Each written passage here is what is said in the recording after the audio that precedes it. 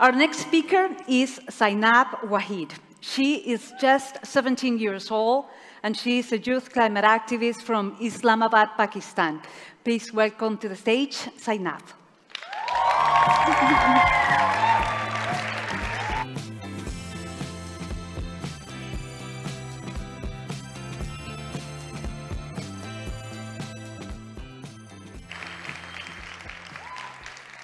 Thank you very much, Vanessa. Thank you so much for all of your passions, for your support. I am Zainab Wahid, and I come from a country that has been called resilient time and time again. I come from Pakistan. When economic crises hit us and we survived, we were called resilient. When political crises or terrorism hit us and we survived, we were called resilient. But the question is, will we still be called resilient in the face of climate change, which we cannot survive? When climate change wrecks my country, displaces 33 million people, we cannot be resilient. When my already inflation-hit country incurs losses of about $30 billion, we cannot be resilient. When we never had the resources, the funds, the guidance to prepare for climate disasters, how could we be resilient? Let me ask all of you, do you think urban destruction from climate disasters is preventable? Yes. It is, I think. Let me reiterate my question. Let me ask you again. Do you think urban destruction from climate change is preventable? Yes. Do you think we have the science or the technology to move towards resilience? Yes. But do you think our leaders are doing enough to move the world towards resilience? Exactly. If our leaders do not understand the need for resilience right now, if we do not demand resilience right now, our leaders will continue to get away with inaction. The global north will continue to greenwash our futures, and the world will continue to become uninhabitable. And this is why we need resilient cities. But the idea of resilient cities will only be an idea without capital to turn that idea into reality. It is this capital that the developed global north has, but the developing global south doesn't.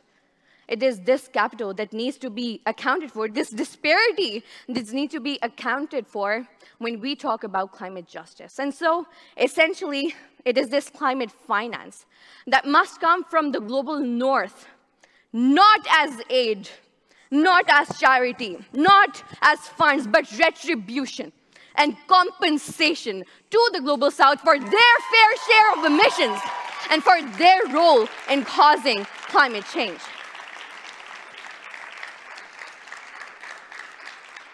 But it is also true that just pumping in climate finance into cities will not automatically make cities climate resistant or resilient. We need to have in cities internal mechanisms or support systems that are supported by gender and age disaggregated data, as well as informed by youth opinion and the opinions of marginalized communities disproportionately impacted by climate change. And that is how we will make our resilient cities and their support systems inclusive, and which should be our first priority. Let us also not forget that promises of climate finance have been made time and time again, but they've never been fulfilled. And in order to ensure that that is not the case, we need to make our demands that this climate finance and their promises should come with legally binding terms. Which leads me to my last, but perhaps the most pertinent and important aspect of this debate, this discussion, and that is that the idea of resilient cities can fundamentally and logically not coexist when their fossil fuel industry is functioning and present. Which means that in order to make resilient cities a reality, we need to accelerate our pace towards greener economies, and we need to do it now. And let us not forget, we're the youth. We fight. Every step we take towards resilient cities is a step towards life. Let us not forget, this is what we want. This is what we will fight for. Thank you.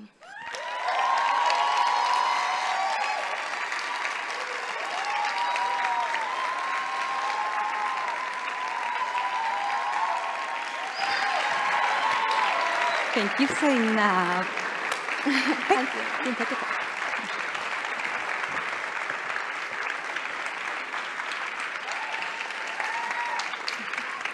Standing ovation. Well, you absolutely deserve it. And I'm just so impressed with you and with all the youth that is here with us today for being so clear and so powerful and having this powerful voice and being not afraid to speak truth to power. So I really thank you and commend you for your message. I wanted to take the time to ask you a little bit more about when did all this begin for you? And you're just 17 today. When did you realize that there was a problem with the planet? So I started my climate activism about 3 years ago, and it was actually the German embassy in Pakistan which organized this sort of awareness campaign and competition in which I participated, and I got to know the essential idea of something is wrong with the world, and we need to be working to solve it. And from there on, I led plantations in Pakistan, afforestations. I've been working with several organizations in Pakistan, and with gradual study, research, attending different seminars, listening to different discussions, and listening to the critiques on COPs that happen every year, I got to realize that climate change is happening, and not enough is being done to solve it. Well, you are absolutely right about that. When did you decide to get so involved? Because, I mean, one thing is understanding that this is a great problem for humanity, but when did you decide to just go ahead and become a climate activist?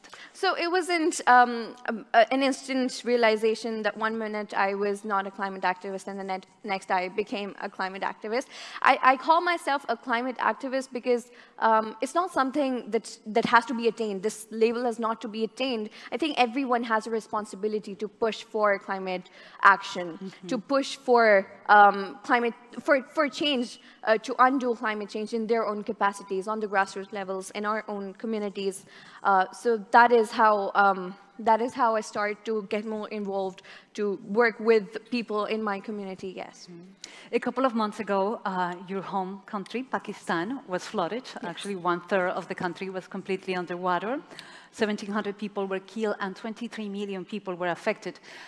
How were you personally affected, and how did you feel when you saw the impacts of climate change right at home? I wasn't personally impacted by climate change. All my family lives in areas that were far away geographically from areas that were firsthand affected. But that does not mean that we didn't feel the pain for them. Of course. But what I could feel was helplessness, because all I could do was gather funds and send it to them, right? But just how much impacts can rehabilitative funds raised in individual capacities can make? There's only so much you can do for them. So I couldn't feel but feel helpless. And yes, so statistics are harrowing.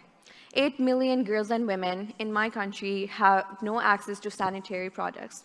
And the impacts this is going to have on children who have been out of schools is something that is one of the most critical aspects of it. Because it is this generation that's been impacted, the children that were impacted, those were this generation, this youth is our hope. This youth is the generation that will take action on climate. But the education that they need to take climate action, they're being deprived of it because of climate change. The healthcare that they need to take effective impact against climate change is stopping them from it. So it's like a paradox. And I can't help but feel helpless at it. What is your message for the city leaders that are here today?